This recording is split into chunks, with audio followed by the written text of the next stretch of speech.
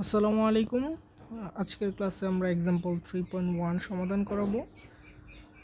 চলো আগে আমরা প্রশ্নটা পড়ে নিই। Calculate the node voltage in the circuit শোন ইন ফিগার 3.3। আচ্ছা, আমাদেরকে একটা ফিগার দেওয়া আছে, এই ফিগার থেকে আমাদেরকে নোড ভোল্টেজ বের করতে হবে। তো তার আগে দেখে নিই এখানে আমাদের নোড কয়টা আছে। আমাদের নোড আছে নোড 1, নোড 2 এবং নোড 3। এখন নোড 1 এবং নোড 2 এই দুটো বের করতে পারলেই আমাদের কাজ হয়ে যাবে, কারণ 3 নাম্বার যে নোড আছে এই নোডের ভোল্টেজ অলরেডি 0 দেখেই বোঝা যাচ্ছে, কারণ এটা গ্রাউন্ডের সাথে সংযুক্ত। দ্যাট মিন্স এখানের ভোল্টেজ হচ্ছে 0 ভোল্ট। আমাদের কনসার্নের বিষয় হচ্ছে নোড 1 এবং নোড 2 এখন ভোল্টেজ কত। যেহেতু নোড ভোল্টেজ বের করতে বলছে, আমরা এখানে কেসিএল অ্যাপ্লাই করতে পারি, তাহলে এটা সমাধান হয়ে যাবে। দেখো এখানে আমাদেরকে দুইটা কারেন্ট সোর্স দিয়ে দিছে, একটা হচ্ছে 10 এম্পিয়ারের আর একটা হচ্ছে 5 এম্পিয়ারের। তুমি যদি মনে করে নাও এই দিক থেকে I1 কারেন্ট আসতেছে, দ্যাট মিন্স এইখানে I1 সমান হচ্ছে 5 এম্পিয়ার। তারপর এই যে I1 কারেন্টটা এই লাইন দিয়ে এসে দুইটা ভাগে বিভক্ত হলো, আমরা নাম দিয়ে দিলাম এটা I2 এবং এটা I3। এখন যদি তুমি নোড 1-এ কেসিএল অ্যাপ্লাই করো, কি লিখতে পারবা? I1 equal I2 plus I3। এখন দেখো I1 এর ভ্যালুটা কত? 5 এম্পিয়ার। বসাই দিলাম I2। যদি আমরা ওহমস ল অ্যাপ্লাই করি, I ইকুয়াল V/R। নোড 1 এর ভোল্টেজ ধরো V1 আর নোড 2 এর ভোল্টেজ ধরো V2। I1 কোন দিক দিয়ে গেছে?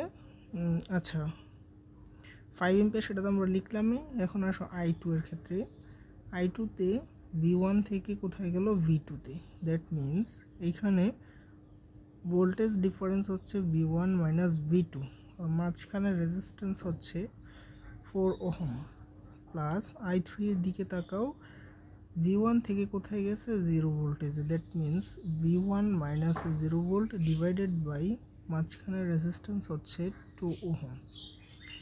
এখান থেকে তুমি যদি ক্যালকুলেট করো, দুই পাশকে 4 দ্বারা মাল্টিপ্লাই করে দাও, তাহলে এখানে হবে 20 equal V1 minus V2 plus 2V1।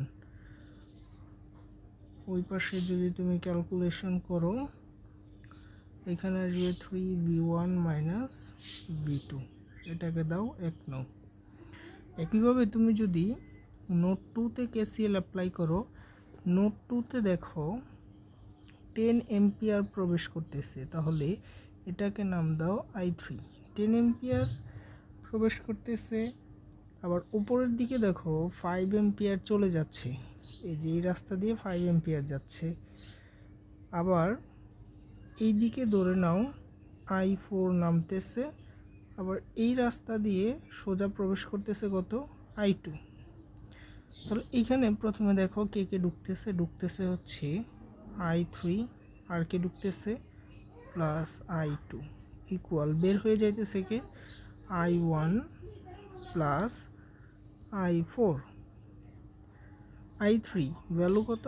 10 plus I2 আছে, I2 এর ভ্যালুটা লিখে নিতে হবে ইকুয়াল I1 কত?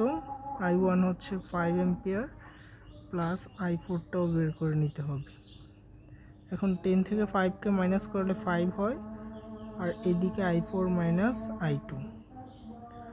দেখো 5 ইকুয়াল I4। এটাকে আবার কত লিখতে পারবো? V2 মাইনাস 0 ডিভাইডেড বাই মাঝখানে হচ্ছে 6 ওহম রেজিস্ট্যান্স মাইনাস I2 এর বদলে কি লিখতে পারবা? I2 এর বদলে লিখতে পারবা তুমি V1 minus V2 divided by 4। এখন দেখো এই যে I2 এর জায়গায় তুমি এটা লিখলে, I2কে যদি তুমি বিপরীত ডিরেকশনে ধরতা, অর্থাৎ এই দিকে ধরতা, তখন কিন্তু লিখতে হতো V2 মাইনাস V1। বাট তুমি তো এভাবে ধরো নাই, তুমি ধরছো সেটাকে V1 থেকে V2 এর দিকে। দ্যাট মিন্স V1 বড়, V2 ছোট। ঠিক আছে? এবার এখানে তুমি এলসিএম করো, এলসিএম করলে আসবে 4 আর হচ্ছে 6 এর এলসিএম করলে 3 দুগুণে 6, 6 দুগুণে 12 আসবে, 12। আর এখানে আসবে 2v2 minus 3v1 plus 3v2। এখানে আসবে 5 12 60 আর ইকুয়াল 5v2 মাইনাস 3v1। এটাকে দাও 2 নং। এখন এই 1 নং আর হচ্ছে 2 নং ইকুয়েশনকে তুমি যদি ক্যালকুলেটরের মাধ্যমে সলভ করো তাহলেই আমাদের নোড ভোল্টেজ V1 এবং V2 পেয়ে যাবা। আশা করি বুঝতে পারছো। আজকের ভিডিও পর্যন্তই।